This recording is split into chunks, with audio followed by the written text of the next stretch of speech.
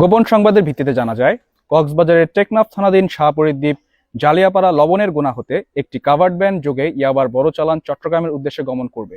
প্রাপ্ত তথ্যের ভিত্তিতে আজ ২৭ মার্চ ২০২৬ তারিখ শুক্রবার সকাল ৭:৩০টায় কোস্টগার্ড স্টেশন টেকনাফ কর্তৃক টেকনাফ থানাধীন নাফ নদী সংলগ্ন বড়ইতলী প্রধান সড়কে একটি বিশেষ অভিযান পরিচালনা করা হয়।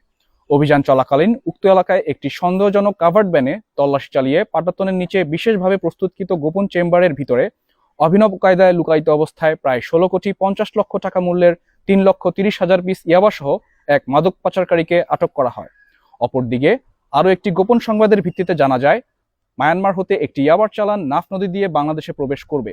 প্রাপ্ত তথ্যের ভিত্তিতে বাংলাদেশ কোস্টগার্ড কর্তৃক উক্ত এলাকায় রেডার নজরদারি ও বিশেষ টহল বৃদ্ধি করা হয়। অতঃপর আজ ২৭ মার্চ ২০২৬ তারিখ শুক্রবার মধ্যরাত ২টায় মায়ানমার হতে সন্দেহজনক একটি ফিশিং বোট শাহপরী দ্বীপ গোলারচর সংলগ্ন সমুদ্র এলাকা দিয়ে বাংলাদেশের জলসীমায় প্রবেশকালে কোস্টগার্ড আউটপোস্ট শাহপরী কর্তৃক উক্ত এলাকায় একটি বিশেষ অভিযান পরিচালনা করে বোটটি আটক করতে সক্ষম হয়।